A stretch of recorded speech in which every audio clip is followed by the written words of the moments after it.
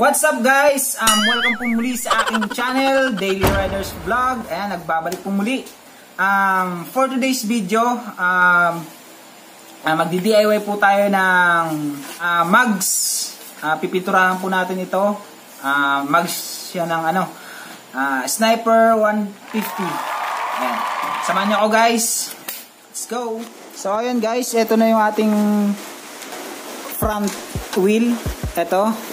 Unahan, tapos ito yung sa rear, yung sa hulihan natin na mugs. Ayan, natanggal na natin yung kanyang mga rotor disc. Natanggal na natin, so ready na siya para sa susunod na step. Ang sunod natin na step guys, lilihahin natin to. Ayan, kasi sobrang kilis niyan. Lilihahin natin para yung i-spray natin na panibagong pintura kumapit ng gusto. So ayan, lilihain muna natin siya guys. Yung liha natin na gamit guys, ito yung pino lang siya. Ano bang ito? Ayan, CC 400 CW, hindi ko rin alam kung ano ibig sabihin yan. Basta, pino lang siya guys. Simulan na natin. Nakuha lang tayo ng kapiraso lang.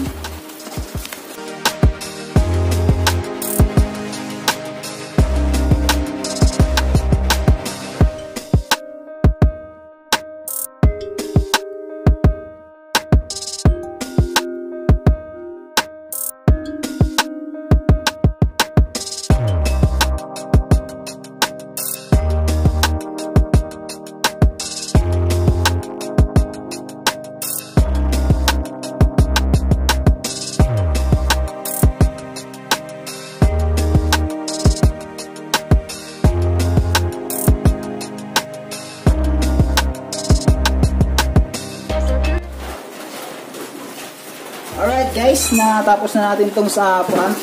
Ayan, tapos na natin itong lihahin. Ito namang sa rear, yung sa hulihan natin.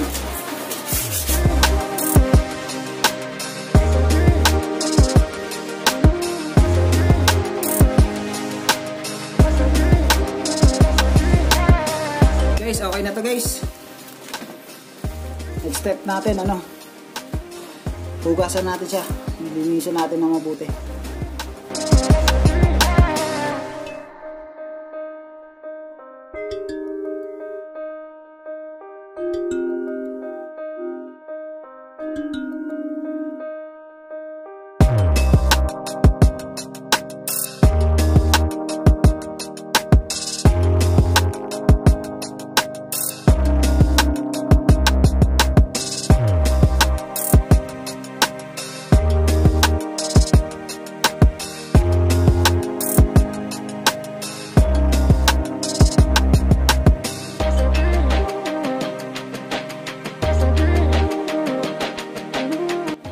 Alright guys, yan. Tapos na natin siyang linisan. Papatuyuin na lang natin siya. Yan. Tutuyuin lang natin. Tapos, nalagyan natin siya dyan ng mga karton, dyaryo. Yung gagamit tayo ng card. Sisiksik natin dyan para pag pintura natin, masigurado natin na yung mugs lang yung mapipinturahan natin. Kasi iwasan natin mapinturahan yung gulong. Yan.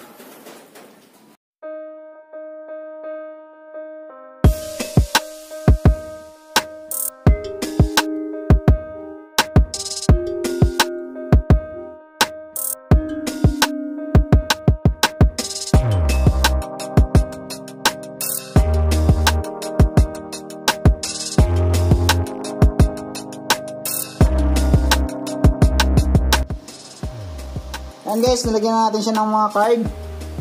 Ayan, tsaka nilagyan ko dito ng mga tape. Ayan, para hindi malagyan ng pintura. Ayan, pipinturahan natin siya ng primer. Alright guys, sisimulan na tayo ng unang coating natin. So, white siya. White.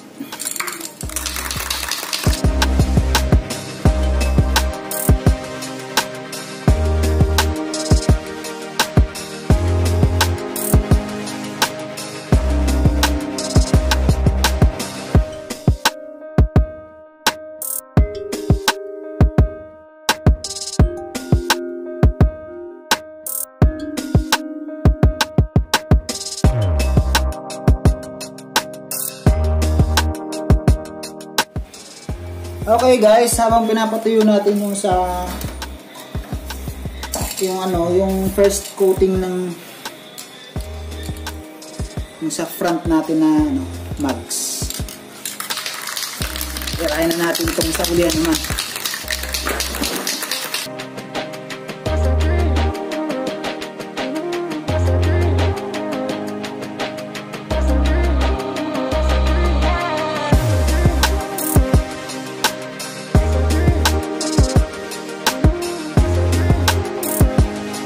Second, na tayo? Coating dito sa front natin na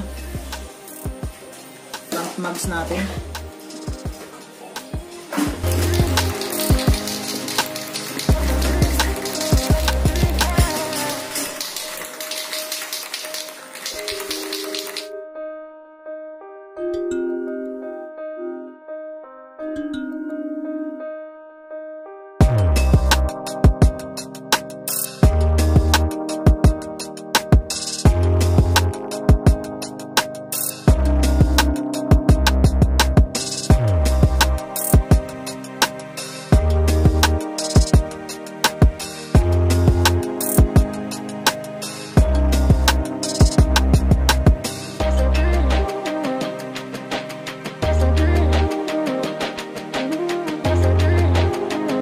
Mapapansin mo naman guys yung makapal na yung pagkakapintura at saka hindi pa.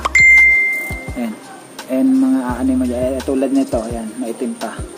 Ayan, medyo maitim pa yung gilid niyan. Ayan, kitang-kita na. Kita pa yung itim. Ayan, manipis pa yan. Ayan, sa loob manipis. Pero yung sa labas natin, ayan, halos okay na. Ito, ayan, medyo manipis pa. Ayan, manipis pa. Ayan. Ano na lang yan, last. Isang coat na lang. Ayan na yan.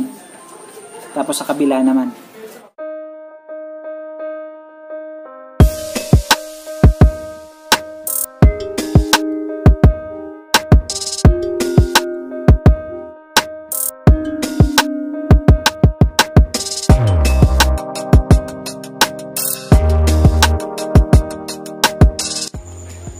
Okay guys, ito na yung final natin, yung pala natin, white natin. Tapos na tayo sa white. Kumbaga ito yung pinaka natin, primer. Yan. White muna yung natin sa kanya para mas lumitaw yung kulay ng pinaka final natin na kulay. Ayan. Medyo may manipis kasi na parte ito sa kasi medyo kinulang tayo sa sa pintura, pero okay naman na yan kasi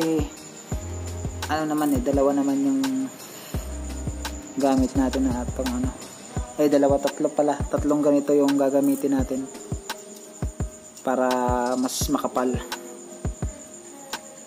Ayan, patutuyuin lang natin to guys. Good morning guys. Ayan, umaga na tayo. Hindi ko na siya binugahan kagabi nung itong ito yung pang natin, pang final natin coating. Kasi tawag ito, para sigurado na tuyong-tuyo na yung natin. Ito yung white para siguradong dumikit. Ayan, ngayon na natin itutuloy.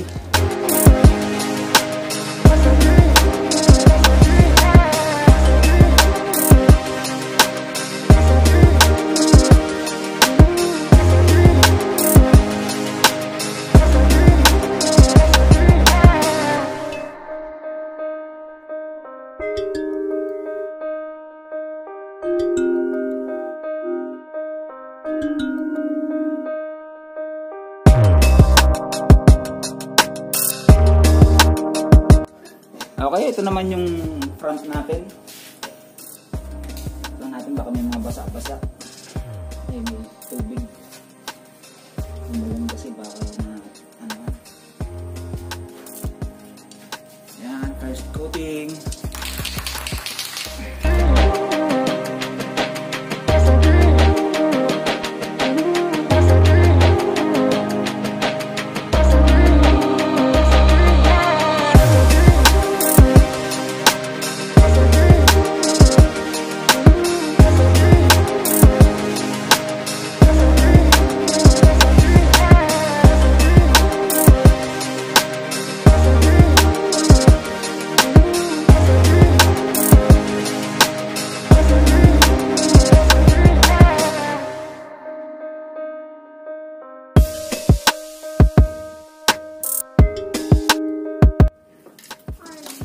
Okay guys, tuyo na.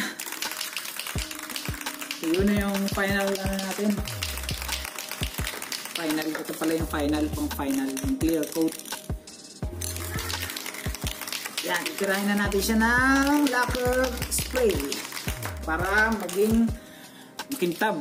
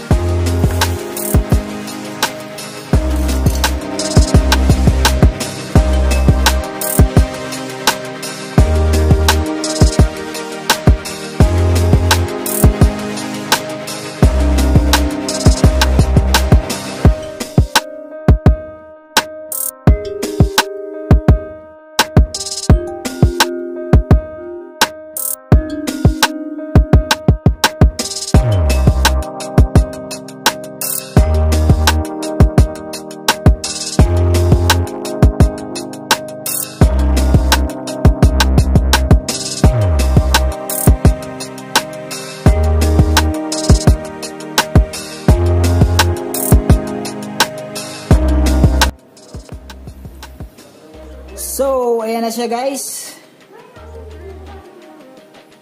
Ayan na.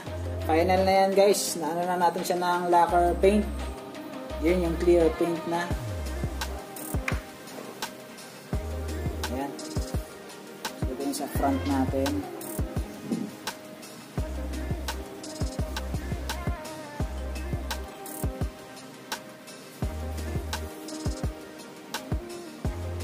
Okay.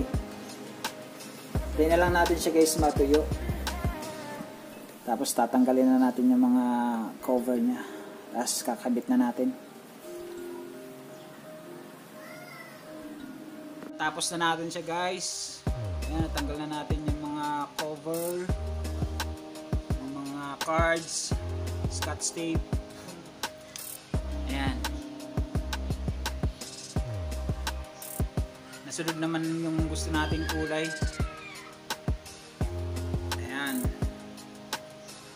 Medyo naging ano siya, naging glossy dahil dun sa lacquer paint na in-apply natin. Ayan, ito yung front natin. Okay. Ayan, bukas kakabit na natin yan. Dadalhin lang muna natin sa vulcanizing shop para pa nanghangin.